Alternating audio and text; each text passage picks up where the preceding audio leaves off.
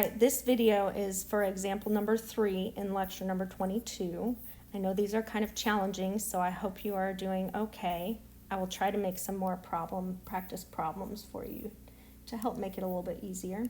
So the first thing I'm going to do with this one, it's telling me that it's got a smooth thrust bearing at A, which is how I know that has got an X component and a Y component, and a journal bearing at B. A journal bearing I can pull in and out from, and I cannot at a thrust bearing. It means there's support on the back side, so I can't move it along the X direction.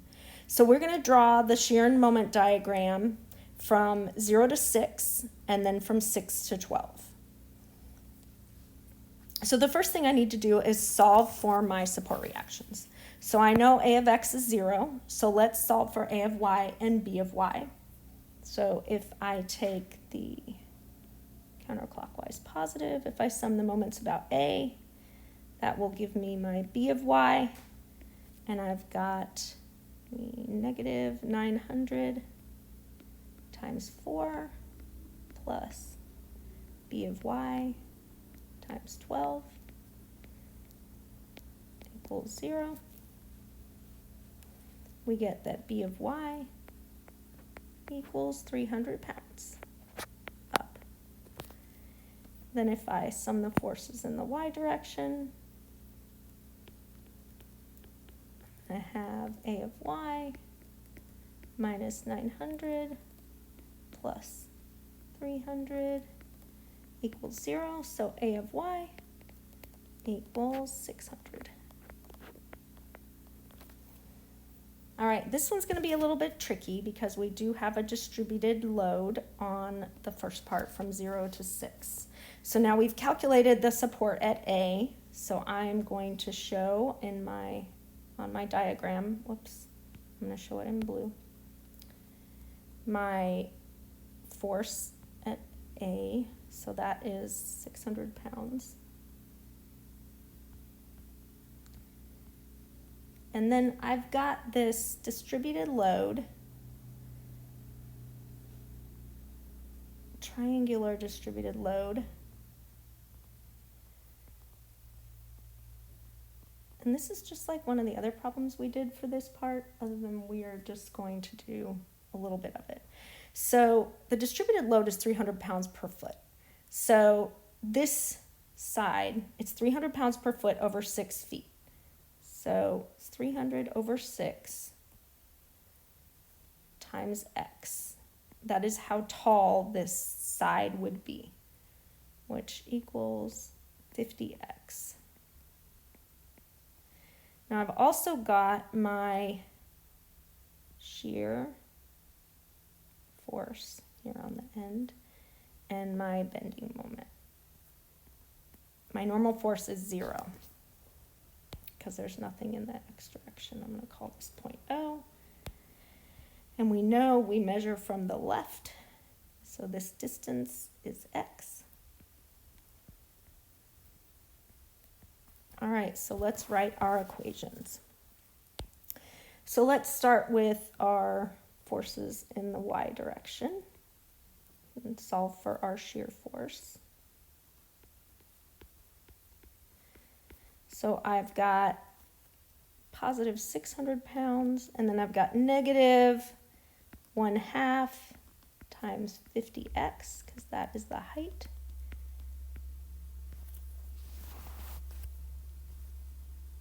Times X, which is the length. And then I'm also going to have minus V equals 0.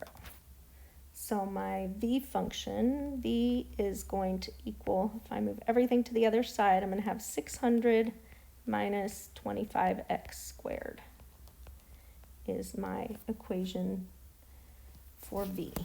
And now I'm going to do the sum of the moments to solve for our bending moment, about point O equals 0. So I'm going to have that positive bending moment plus, and we've got our force for our distributed load, which is 50x tall, x wide, and its distance is going to be x over 3 from point O.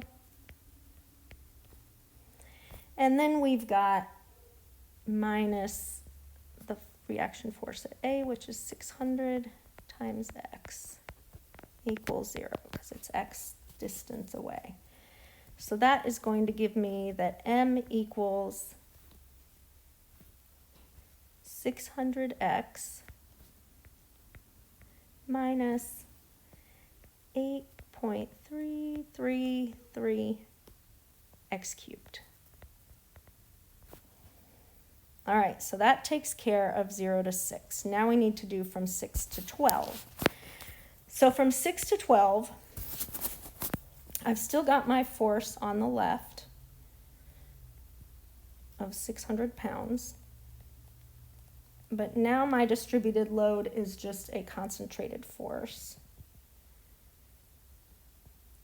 of 900 pounds because we're past that 6 foot distance. And then I'm going to have my shear force and my bending moment and my distances. So this is still x from the left is x. And also from the left, we know that this 900 pound force is 4 feet from the left.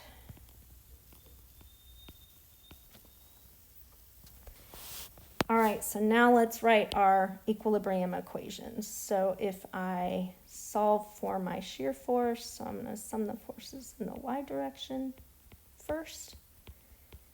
I've got my 600 pounds down of 900, and V is also down. So V is one constant number, negative 300 pounds. From 6 to 12. For my bending moment, about 0.0.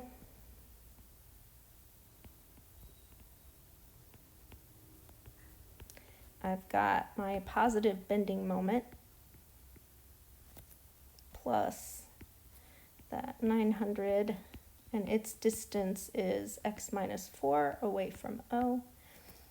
And then I'm going to have a negative 600 pounds, and its distance away is x, which equals 0, which if I solve for m, get m by itself, I'm going to have 3,600 minus 300x, so it's a linear function. All right, now let's figure out how to graph these.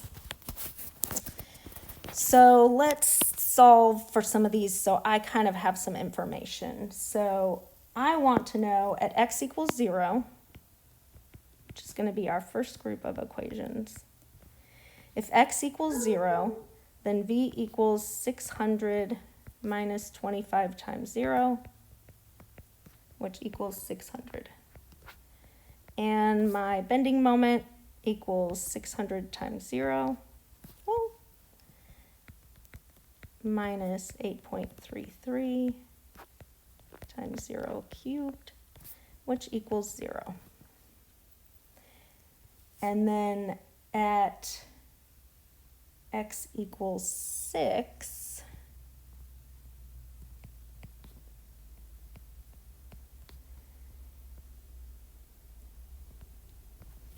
v equals 600 minus 25 times 6,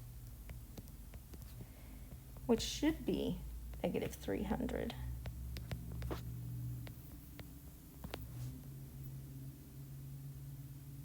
That's not right. Right? Yeah. Let me put it in my calculator just in case. 600 minus 25 times 6. That gives me 450, so that's not right. I did something wrong. But it's okay. I know that it is negative 300 pounds because at my second equation, it equals negative 300. So I did something wrong with my math there. it's because I didn't do 6 squared. 600 minus 25 times 6 squared. Yeah, I did better. So it does, I don't know what I did wrong. 600 times 6 minus 25 times 6 squared, which should be the same from both, which it is, negative 300 pounds. And then let's solve for our moment. Equals 3,600 minus 300 times 6. That should be, you should be able to use any equation to get it. Either equation should give you the same answer. Just using the second one because it's easier, which gives me 1,800 pounds. So seeing that, I know that I start at 600 pounds, and at x equals 6, I go to negative 300. So somewhere I cross 0 from in that 0 to 6 range. So I want to know, where does x equal 0? What does x equal at v equals 0? So if we set v equal to 0, so we're going to say 0 equals 600x minus 25x squared.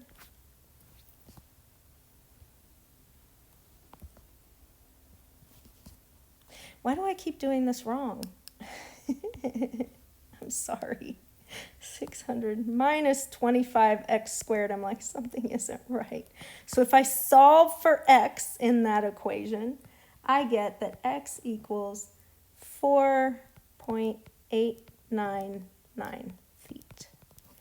So now I want to know, what does the moment equal? Because that should be when the moment hits its maximum. So at x equals, I'm going to use my first set of equations because it is less than 6 feet. I know that v equals 0, but m equals what? So that's going to be where I'm going to use this equation up here, this one right here. 600 times x minus 8.33x cubed. And I'm going to get something like 1959.592.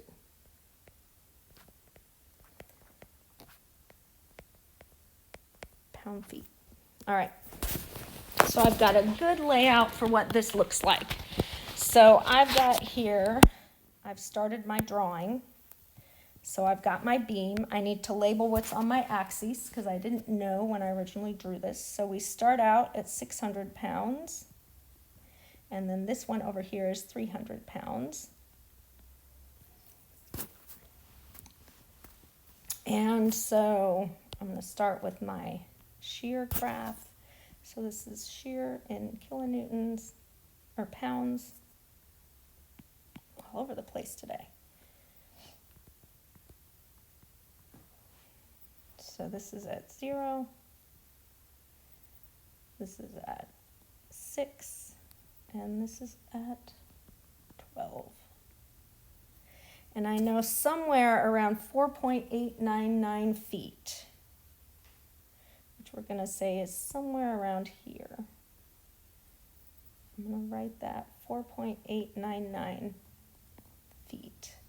I know that my v equals 0. So I know I start around 1600.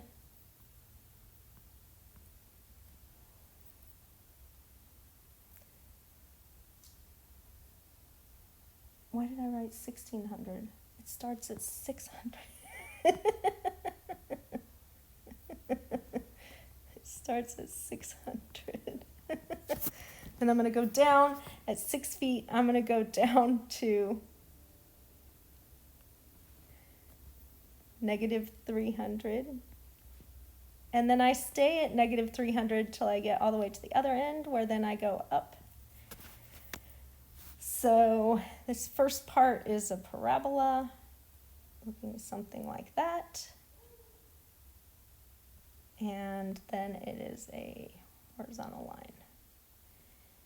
So that is my shear diagram. Now I'm going to draw a line from this 4.899 so I can see where my moment should hit its maximum. So I'm going to draw a vertical line just to help me with that. All right, so that is, I've got, this is 0, this is 4.899, this is 6, and this is 12. And this is my bending moment in pound-feet. And so I'm going to start, my bending moment starts at 0. And then I go up to somewhere around 1960. I'm going to draw it around there. And then I come down to, at x equals 6, to 1800. Say that's around here, 1800. And then from there, I have a linear line back to 0. So I'm going to have some sort of line that looks kind of like that. I really don't like how this thing does not let me finish drawing. And then I come down in a linear line to 0. Something kind of like that. And that's my moment diagram. All right, I hope that wasn't too confusing. I'm going to try to do some extra problems to give you extra practice. All right, thank you.